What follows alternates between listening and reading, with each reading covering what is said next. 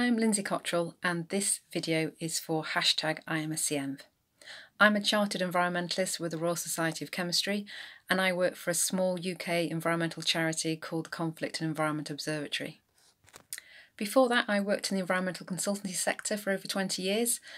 I worked on contaminated land projects, environmental due diligence, auditing, permitting and environmental impact assessment work. So I joined the Conflict and Environment Observatory in June 2019 and the charity aims to raise awareness about the environmental impacts of wars, conflicts and military activity and to improve the outcomes for people and the wider ecosystem. We have 4 main areas of work, one of which is monitoring impacts through using Earth observations and remote sensing techniques. Then there's monitoring state practices and the legal framework and international humanitarian law for environmental protection. Then there's advocacy, working with other civil society organisations, cooperation coordination so that there's a shared approach, and then there's specific projects. So I am currently working on a project with the Norwegian charity Norwegian People's Aid, who undertake landmine clearance work around the globe.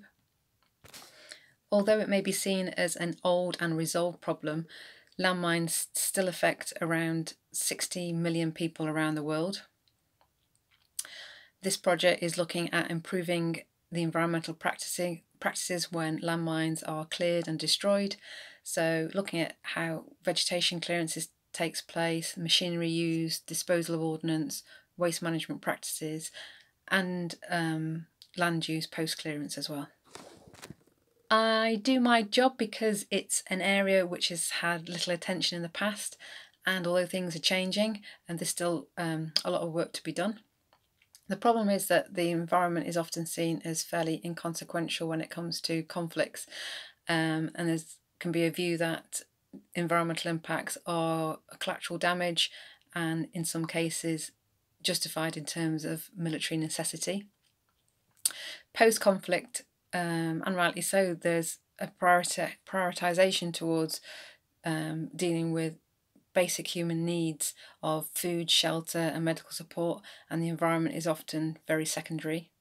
And then in the long term, once the fighting has ceased, there's generally fairly little financial support to deal with these environmental consequences after a conflict's finished, and some of these impacts can last absolute decades.